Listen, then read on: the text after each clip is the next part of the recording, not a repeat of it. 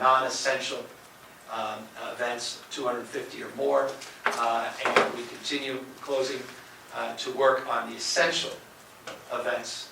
And for me, essential includes schools. Put out directives on Saturday as it relates to schools, and if they do move forward to moving towards the possibility of closures, what those protocols and procedures would look like. As you know, just 2 days ago we met with all the superintendents to lay that out. All of that is happening in real time as community spread occurs in different counties. Different school districts are impacted differently. Different schools individually are impacted differently. But we do deem that schools are essential, not non-essential.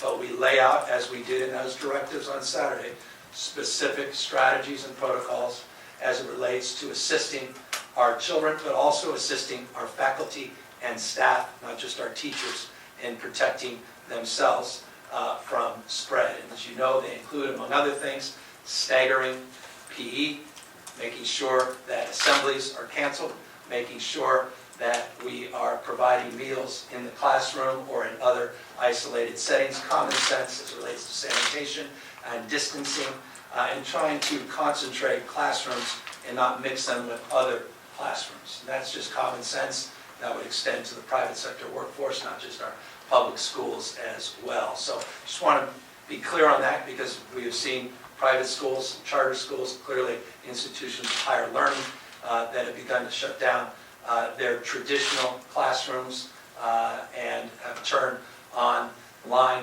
We, as you know, have that capacity in some districts, but not in other districts. And I'll remind you, 60% of the students in the state of California are in reduced school lunch or meal programs, some breakfast programs as well. And as I referenced, you have some, like Merced, that 80% of that student body is a reduced meal programs. So there's a deep socioeconomic consideration. And, in closing, a workforce consideration.